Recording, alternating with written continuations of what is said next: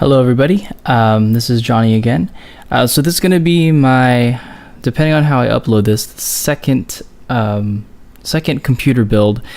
Again, I'm not trying to do like a how-to build, but I do want to get across the idea that building PCs is really easy. It's just really grown-up Legos. The way that they've made computers today, it's like really easy. All you really have to do is just make sure everything fits together just like Legos, and you just start. So today the idea of the build was one, always try and spend as least as possible but have really good performance, and two, this is going to be a build specifically for running servers, more specifically for Minecraft, Terraria, 7 Days to Die, what have you server. Just basically something for my friends and I and my wife to play games on, record videos for the channel, and and it's also going to double as my media storage PC, where I put everything once I record the videos, whether it be gameplay or whatever. Because I do have a nasty habit of deleting things as soon as I'm done with them, and forgetting that I haven't uploaded it yet. And so for that, I bought, aside from all these parts, I bought a 4 terabyte or 5 terabyte Seagate drive, so that I could just keep everything basically. And I'm going to be building this PC so that I can just store everything on there, have redundancies of everything, and so I'm gonna go ahead and flip over and show you the parts that are gonna go in it. I've already posted it on Instagram, but yeah, here we go. So with keeping with the idea that this is gonna be a budget build, I went again to Fry's. I'm signed up for their promo codes. Again, I'm not sponsored by them or anything, but they just have really, really good deals. So the first thing I wanted to highlight is the Z1000 that you see back there. It's the case, and it also comes with a 380 watt power supply with it. I'll unbox all of that all together later. So usually you'd pay maybe for a power supply like $10 to $30, and then for a case you can buy probably a cheap case for like $30, and a nicer one up to $70. For example, the NZXT 340 that is in mine, or that's casing mine and my wife's computer, was about $70 each. So this one, power supply included and case, it's a mid ATX sized case, $29 for those two items by themselves, and that's just because there was a promo code for that. The 8 gigabyte DDR3 will usually run you somewhere, especially at 1600 millihertz, can run you somewhere around anywhere from $50 to $80, especially if you go for like Corsair, Vengeance, or all the nice looking with the heat sinks and all the nice stuff on it. But this is just the DIMMs themselves, and yeah, I've spent, I want to say less than $20. I'll have to double check. I'll put it on the screen. The processor and motherboard, about $30 each, so $60. And the SSD was $59. So altogether, so 60 plus 20, 85 plus 60, so 125 plus the RAM, so probably less less than 175, or at least close to 175, and I'm building a PC that's going to be better than most of the stuff that you'll see being sold as either form factor or by HP, Dell, what have you. So I always encourage everyone to just build your own PC. It's going to be cheaper in the long run. So that's enough talking. I'm going to go ahead and start unboxing all this stuff, and I shall see you there. All right, so let's start with the processor. So this is an A4 7300 AMD processor. Looks like it has multi-core CPU technology and discrete GPU technology, which basically means it's fast, and I won't be needing a graphics card because, again, this is going to be a server computer. I'm not going to be gaming or anything on this, but it does say with a max resolution of 5760 by 1200. I'm not so sure that I'll be even using that. Anyway, so here is the processor model, A4 7300. It's capable of 4 gigahertz at max turbo, base of 3.8 gigahertz. I'm just going to go ahead and open this up, and you'll get to see what it looks like if you've never built one before. When I was shooting the previous video, the building of my wife's PC, I don't exactly know if all of that looked all that great. But again, that was my first ever build video. So I might fast forward through this bit here. So here we go. So when you open it up, what you'll see is a manual. Good for beginners to read this. This is a fan and cooler for the CPU chip. You don't want that overheating, so they always include that whenever you purchase one. And here is the chip itself, or the CPU itself. A4 7300. You want to read that.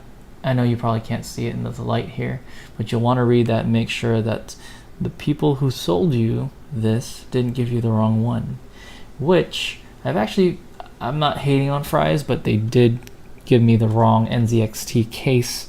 They gave me a black one instead of they gave me a white one instead of a black one, which doesn't seem all that big of a deal, but when you are a retailer, you should at least know what you're selling your people.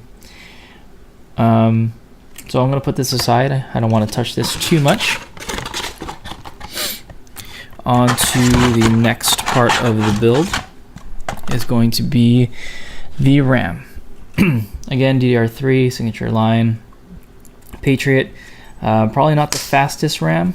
And again, I could have probably gone for DDR4, but for our purposes, this is going to be more than enough. So it's going to come like this.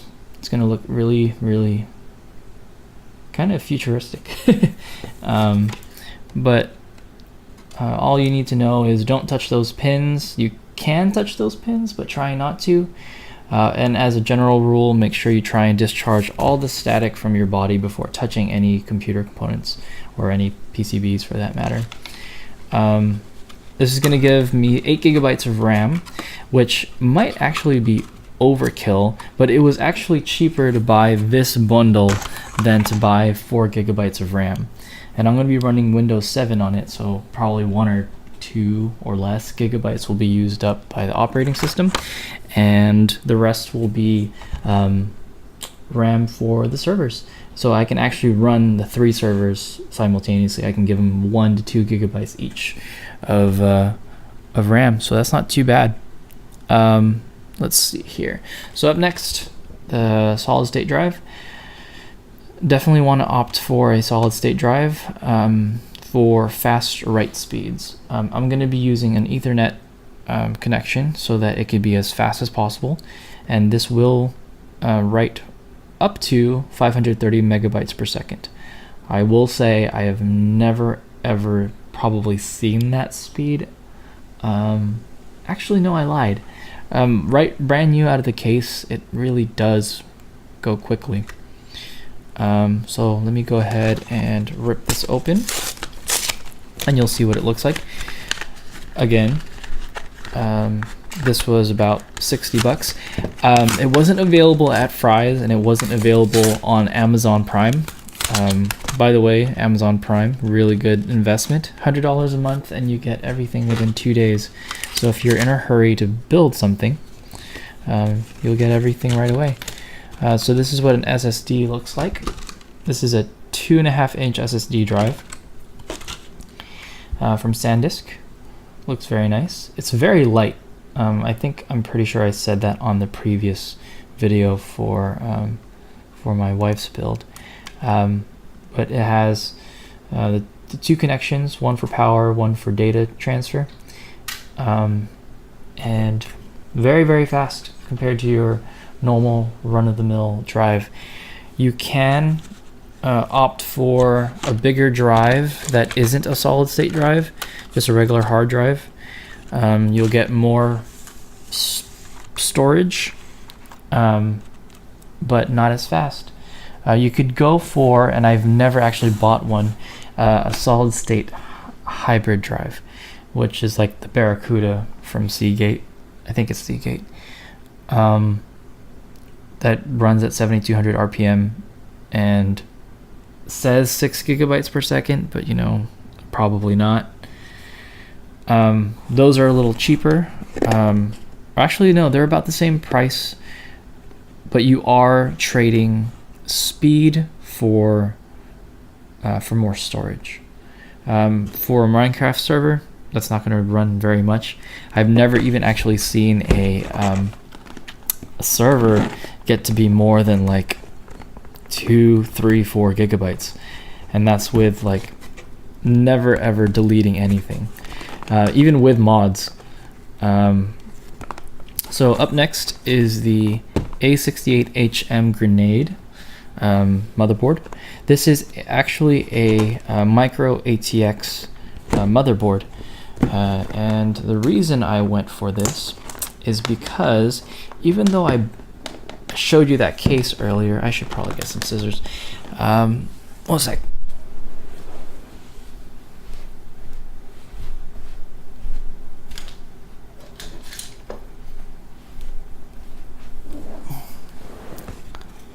All right.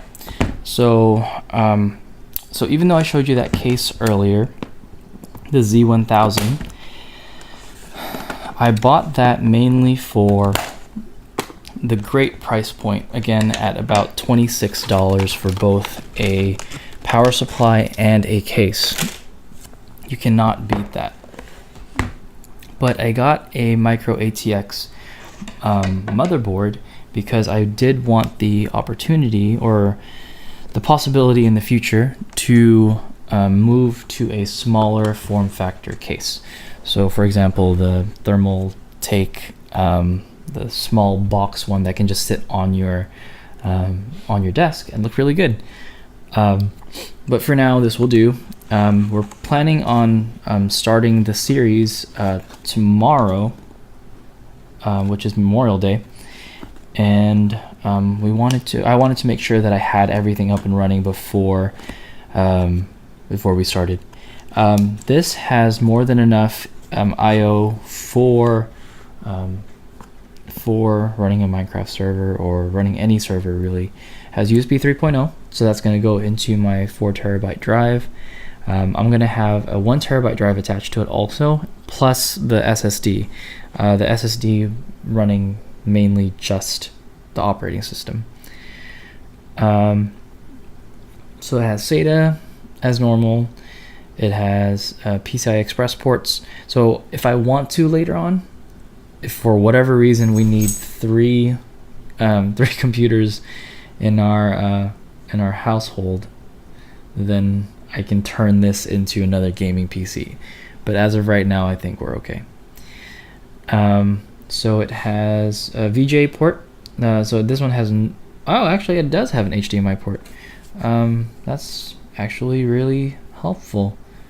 I wasn't actually expecting that to be there, but that's really Really good. All right, so let me go ahead and open this. So it comes with 2 SATA cables already.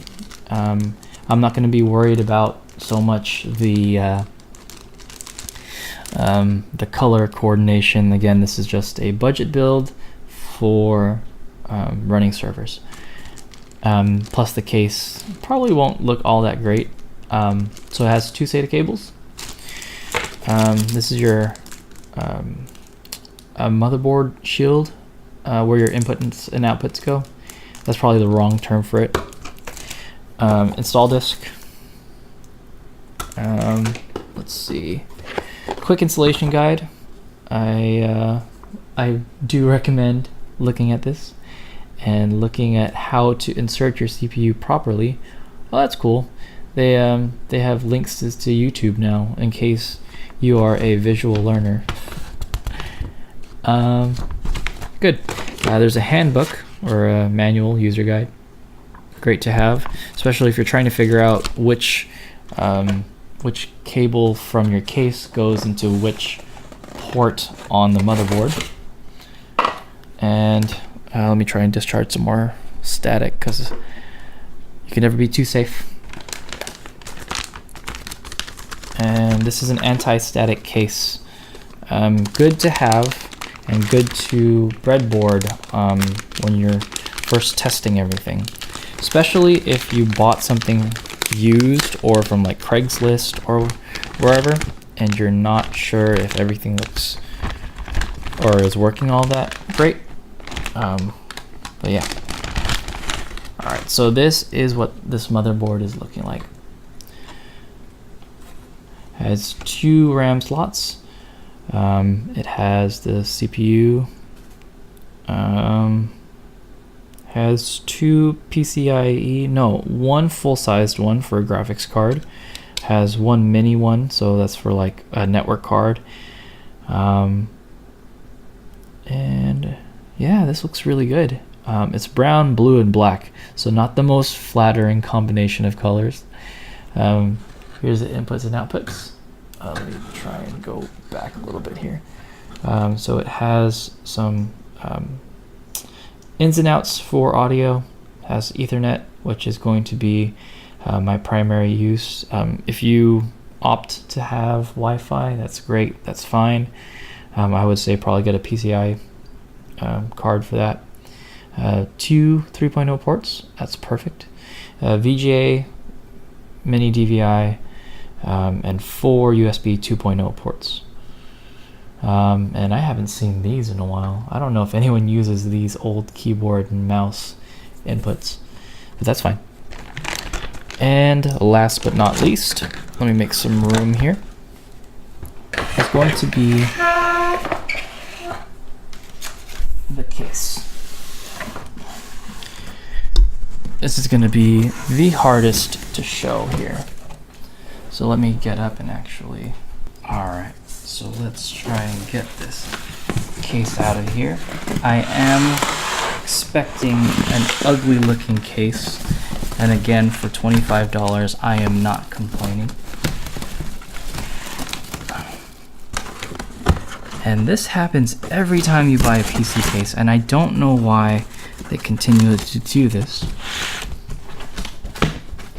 The handles where you hold the box always gets tangled with trying to remove the actual case itself. Alright, there we go.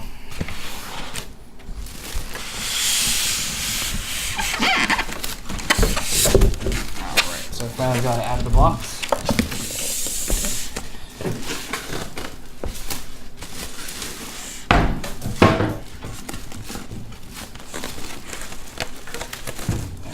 Remove this styrofoam here.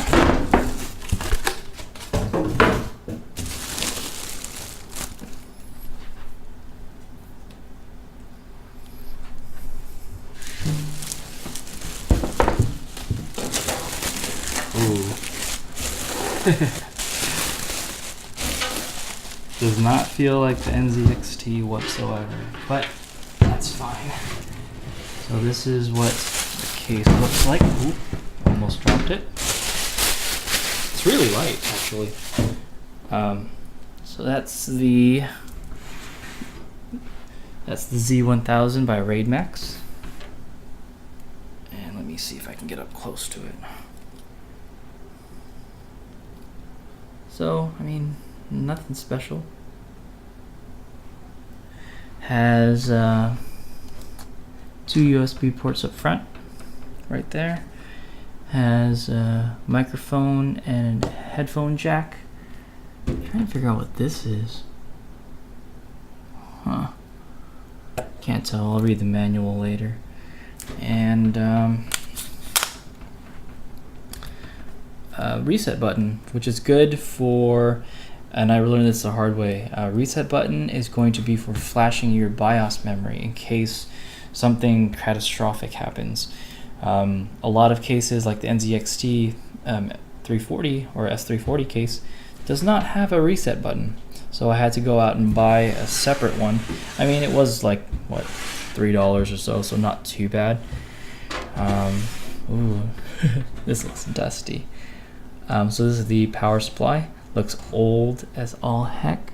Let's make sure it's on 115. Good. Perfect.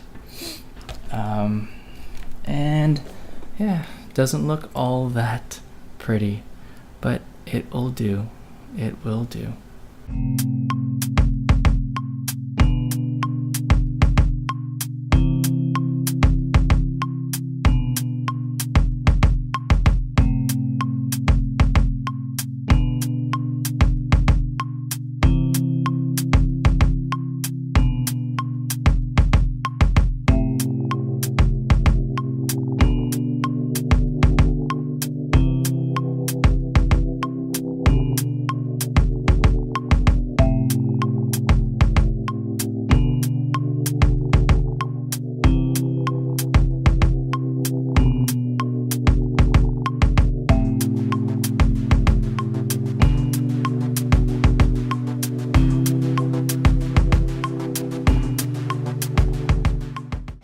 Alright, going to be firing up for the first time, hoping it works.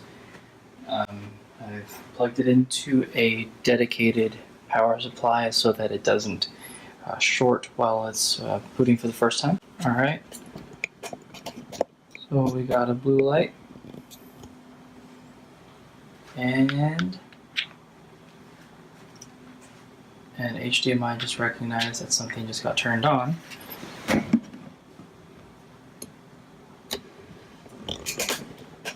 And we got a post. Whew, thank God. And here we go. We are in the BIOS. And trying to make it fit. Ah, there we go. And just making sure that we have everything set. And perfect. All I have to do now is just install my operating system, and we are solid. Alright, hey guys, so as you see, everything worked out. I got it to post. Everything looks good. All I'll probably do is just install an operating system, probably install another fan or 2 fans, just because that stock cooler, I mean, running 24/7, I want it to make sure it's just cool.